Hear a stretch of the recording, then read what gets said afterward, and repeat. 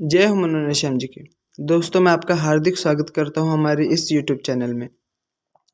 दोस्तों, आज आपके सामने मैं फिर मनोज श्याम की एक चमत्कारिक कहानी लेकर आपके सामने उपस्थित हुआ हूं, जो कि एक सत्य घटना पर आधारित है। यह कहानी है दिल्ली की रहने वाली राधिका जी की। राधिका बचपन से ही श्याम जी के प्रति अटूट विश्वास रखती थी। वे पूजा पाठ करती थी सुबह उठते ही, और अपने घर के ही पड़ोस वाले श्याम जी के मंदिर में जाया करती थी। कुछ समय पश्चात उसका विवाह हो गया। उसकी जो शादी है निकुल जी के साथ हो गई। निकुल वैसे तो सरकारी कंपनी में एक अच्छे पोस्ट पर था। 2 साल बीत गए, उन्हें इसके बारे में उनके जो संबंध है वो सही चलते रहे। 2 साल बाद राधिका को पता चला कि उसके जो पति हैं वो ड्रिंक तो करते ही हैं, साथ ही साथ वो उनके एक नशे की आदत भी बहुत गंभीर उन्हें लग चुकी है। ड्रिंक भी इस लेवल की। उन्होंने कोशिश तो बहुत की छुपाने की, लेकिन कहते हैं ना दोस्तों, झूठ कितना भी छुपाया जाए, एक ना एक दिन वह सामने जरूर आ जाता है। ठीक निकुल के साथ भी ऐसा हुआ। वह अपने झूठ को ज़्यादा दिनों तक नहीं छुपा पाया। जब राधिका को इन सब चीज़ों के बारे में पता चला तो वह बहुत उदास हुई, बहुत निराश हुई। एक पल के लिए उसके पैरों तले जमीन खिसक गई। फिर उसने किसी भी तरह अपने पति को समझाने की कोशिश की। उसने कहा कि आप ये नशा छोड़ दीजिए। तो निकुल मानने वाला तो था नहीं, क्योंकि उसकी आदत जो इतनी बुरी इतने समय से लगी हुई थी। तो उसने डॉक्टर से भी दिखाने की सलाह उससे की कि हम डॉक्टर को कोई इलाज कराते हैं, लेकिन निकुल अपने बातों पर अड़ा रहा तो अड़ा रहा। उसने किसी की भी नहीं सुनी। कई दिनों तक ऐसा चलता रहा। उनके घर में जो क्लेश है वह दिन प्रतिदिन बढ़ते जा रहा था। तो एक ही दिन जब निकुल सुबह सोकर उठा तो अचानक ही राधिका ने उससे पूछ लिया कि हमें कहीं घूमने जाना चाहिए। तो इस पर उसने कहा कि तुम्हें कहाँ पे घूमने जाना है। तब उसने राधिका जी ने अपना विचार किया कि मैं मनोना श्याम जाना चाहती हूँ। इस पर उसने कहा कि मैं मनोना श्याम अभी तो नहीं जा सकता, लेकिन कुछ समय पश्चात चलूँगा। लेकिन जो राधिका है वो उसे अभी ले जाना चाहती थी, क्योंकि वो ऑलरेडी इतना सिचुएशन झेल चुकी थी कि वो अब और आगे झेलना नहीं चाहती थी। तो उसने मनाने की पूरी कोशिश की, लेकिन वो नहीं माना। इस पर उसने अपने भाई को फ़ोन किया और अपने घर की जो सारी हालत है, जो भी सिचुएशन है, वो उसने अपने भाई को बताई।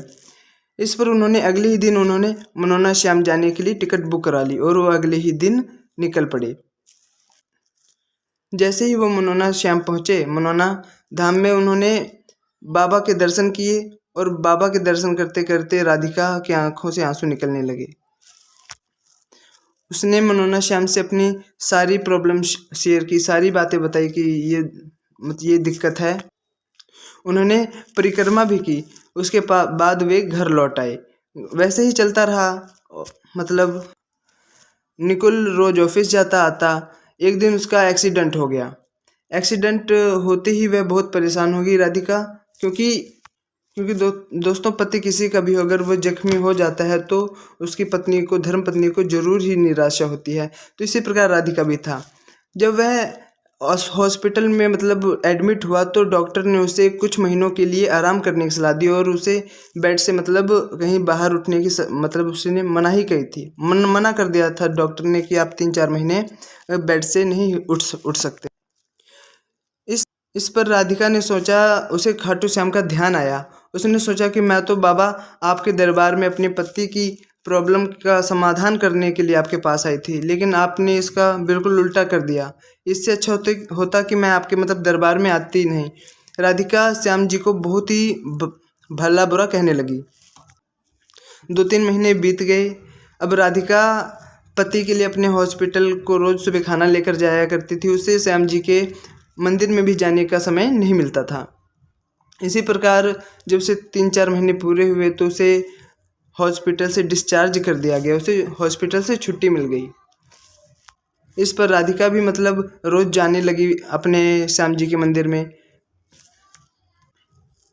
कुछ समय पश्चात जब उसका पति निकुल ऑफिस से घर आया, उसने अपनी पत्नी के साथ ये बात शेयर की कि आज हमारे ऑफिस में किसी खुशी को लेकर एक सेलिब्रेशन किया गया था। बहुत सारे हमारे जो फ्रेंड हैं वह शराब पी रहे थे। मेरा भी मन करा कि मैं शराब को हाथ लगा लूँ, लेकिन 2-3 महीने तक बेड पर रहने के बाद शराब को बिना छुए, यानी दवाई की वजह से मेरा शराब के प्रति जो है लत है वह बिल्कुल भी छूट गई। यानी अब उसके नाम से ही मुझे अजीब सा लगने लगता है। यह सुनकर जो राधिका बहुत ही प्रसन्न हुई, उसने श्याम बाबा को लाखों लाख धन्यवाद किया और उसने श्याम बाबा से माफ़ी भी मांगी कि मैंने आपको इतना भला बुरा कहा क्योंकि मुझे नहीं पता था कि आप इस छोटी सी घटना से मेरे पति की शराब को छुड़वाने के लिए आपने ये एक्सीडेंट करवाया था। अगले ही कुछ महीनों पश्चात उन्होंने जाने का निर्णय लिया। वे अगले ही कुछ महीनों बाद मनोना श्याम गए। वहाँ पर राधिका ने अपनी गलती मानी और वे दोनों जाके मनोना श्याम के यहाँ नतमस्तक हो गए। दोस्तों, कभी कभी ऐसा होता है कि हम बाबा को कुछ भी हमारे साथ अगर गलत काम होता है तो हम उसे दोष देने लगते हैं। हम ये नहीं सोचते कि जो बाबा हमारे साथ कुछ भी थोड़ा मोटा हमारा काम बिगाड़ रहे हैं तो उसके पीछे कितना हमारा भला उन्होंने सोच के रखा है। तो दोस्तों, आशा करता हूँ हमारी एक छोटी सी कहानी आपको ज़रूर अच्छी लगी होगी। अच्छी लगी है तो हमारे इस चैनल को सब्सक्राइब कीजिए एंड वीडियो को भी लाइक कीजिएगा और इसे ज़्यादा से ज़्यादा लोगों तक शेयर कीजिएगा। और हाँ दोस्तों, जाते जाते एक मनोना श्याम का एक जोरदार एक जयकारा लगाते हुए जरूर जाइए। बोलो जय हो मनोना श्याम की।